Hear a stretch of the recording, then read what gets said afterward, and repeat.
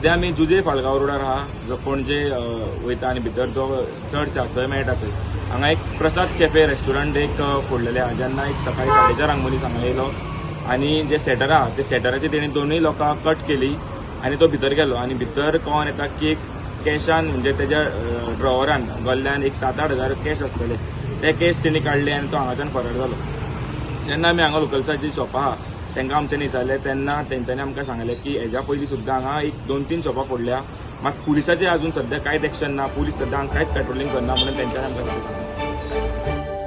तुम्ही पळयतात GNH.